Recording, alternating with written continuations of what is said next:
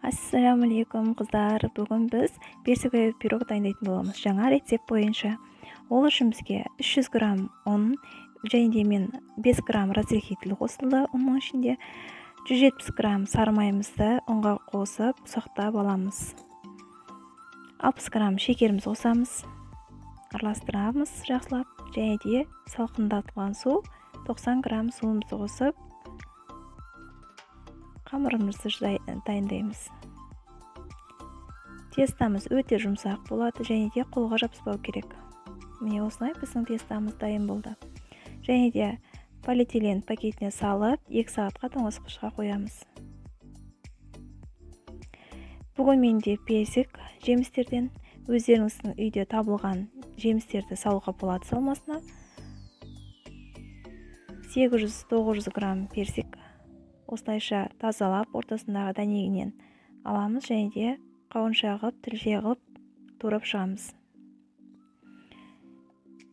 Персигіміздің үстінен 160 грамм қантымызды қосамыз, араластырамыз. 20 граммнан крахмал мен ұн қосып араластырып, және де 30 грамм еріген сары майымызды қосамыз. Осылайша біздің ортасына салатын салмамыз дайын болады.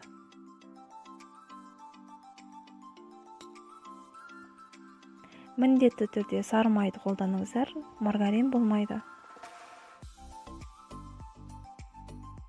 Міне біздің салмамыз дайын. Тоңазытқышқа тұрған қамырымызды шығарып, кішкене бөлікке алып қалып, қалғанын астына жайып шығамыз. Қолға жабысатын болса, кішкене ұнның көмегімен жайып шығуға болады.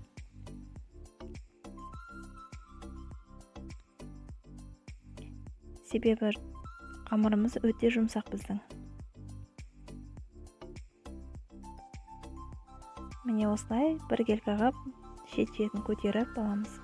Және де салмасын саламыз ортасына. Бір келкі етіп жайып шығамыз оны да.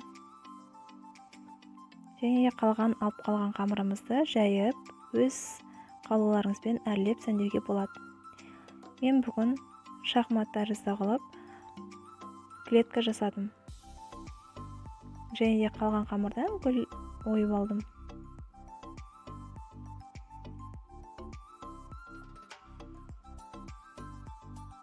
Міне осылайша сәндеп шығасыздар. Және де шет-шетін бір келкі қалып түзелейсіздер қамырларды.